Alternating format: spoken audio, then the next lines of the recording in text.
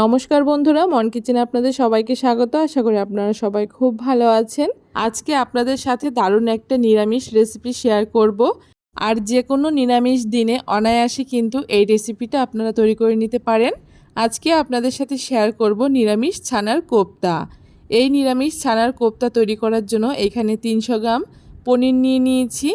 আপনারা কিন্তু দুধ থেকে ছানা কেটেও এই রেসিপিটা তৈরি করে নিতে পারেন। পনিরটাকে খুব ভালো করে গ্রেট করে নিয়েছি। এখন ওই পনিরের মধ্যে কুচি করে রাখা কাজু বাদাম, কুচনো কিশমিশ, স্বাদমতো নুন, জিরের গুঁড়ো, লঙ্কার গুঁড়ো, ধনে গুঁড়ো আর ব্রাইন্ডিংয়ের জন্য এখানে 3 চামচ মতো ময়দা দিয়েছি আর সামান্য একটু গুঁড়ো চিনি ব্যবহার করেছি। এখন সমস্ত কিছু খুব ভালো করে পনিরের সাথে মাখিয়ে নেব। খুব ভালো করে পনিরটাকে সব কিছু একসাথে মাখিয়ে নিয়েছি। যেহেতু কোপ্তা তৈরি করব তাই এখান থেকে ছোট ছোট করে নিয়ে আমি এরকম গোল গোল করে একটু চ্যাপ্টা করে কোপ্তাগুলোকে তৈরি করে নিচ্ছি। আপনারা চাইলে কিন্তু আপনাদের পছন্দ মতো যে কোনো শেপ দিয়ে কোপ্তাগুলোকে তৈরি করে নিতে পারেন। সবগুলো ছানার কোপ্তা তৈরি করে নেওয়া হয়ে গেছে। এখন কোপ্তাগুলোকে ভেজে নেব। তার জন্য কড়াইতে পরিমাণ মতো তেল দিয়ে তেলটাকে হালকা একটু গরম করে নেওয়ার পরে পনিরের কোপ্তাগুলোকে এক এক করে দিয়ে দিয়েছি। কোপ্তাগুলো একটা পাশ খুব ভালো করে লাল লাল করে ভেজে নেওয়ার পরে অপর পাশটাকেও উল্টে লাল লাল করে ভেজে নেব।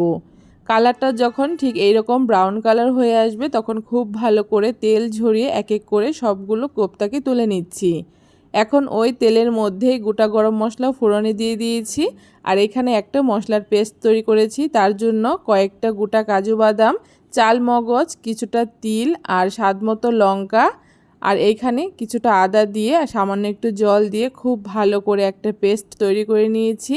এখন ওই মশলার পেস্টটাকে তেলের মধ্যে দিয়ে খুব ভালো করে নেড়েচেড়ে নিচ্ছি। সামান্য একটু জল দিয়ে মশলাটাকে নেড়েচেড়ে নেওয়ার পরে এইখানে স্বাদমতো নুন, জিরের গুঁড়ো, ধনের গুঁড়ো আর কাশ্মীরি লঙ্কার গুঁড়ো দিয়ে দিয়েছি। এতে কালারটা বেশ সুন্দর আসবে। এখন সমস্ত কিছু খুব ভালো করে নেড়েচেড়ে বেশ কিছুক্ষণ কষিয়ে নেব, যতক্ষণ না মশলা থেকে খুব ভালো করে তেল ছেড়ে যাচ্ছে। মশলা থেকে খুব ভালো করে তেল ছেড়ে দিয়েছে। এখন 2 চামচ টক দই খুব ভালো করে ফেটিয়ে নিয়ে টক দইটাকে দিয়েও আবারও বেশ কিছুক্ষণ মশলাটাকে কষিয়ে নেব। মশলাটা খুব ভালো করে কষিয়ে নেওয়া হয়ে গেলে এখানে 1 বাটি দুধ আর 1 বাটি জল দিয়ে আমি ঝোলটাকে দিয়ে দিচ্ছি। আপনারা চাইলে শুধু জলও ব্যবহার করতে পারেন, তবে এই কোপ্তা কারিতে একটুখানি দুধের ব্যবহার করলে খেতে বেশ ভালো লাগে। ঝোলটা খুব ভালো করে বলক চলে আসলে এক এক করে ছানার কোপ্তাগুলোকে দিয়ে দিয়েছি। ছানার কোপ্তাগুলো দিয়ে খুব ভালো করে একটুখানি নেড়েচেড়ে নিচ্ছি। আর তারপরে এখানে স্বাদমতো কিছুটা চিনি আর উপর থেকে গরম মশলার গুঁড়ো আর ঘি ছড়িয়ে দিচ্ছি। আর তার সাথে কিছুটা কসুরি মেথিও দিয়ে দিয়েছি। ছানার কোপ্তাগুলোকে দেওয়ার পরে বেশিক্ষণ জাল করা যাবে না, তাহলে কোপ্তাগুলো ভেঙে যাবে। সব কিছু একসাথে মিশিয়ে নামিয়ে নিলেই তৈরি হয়ে যাবে দারুণ স্বাদের আজকের এই ছানার কোপ্তা কারি। ছানার এই কোপ্তা কারিগুলো দেখতে যেমন সুন্দর, খেতেও হয় দুর্দান্ত। নিরামিষের দিনে কিন্তু অনায়াসেই তৈরি করে নিতে পারবেন। কেমন লাগলো আজকের এই ছানার কোপ্তা কারির রেসিপি অবশ্যই কমেন্ট করে জানাবেন।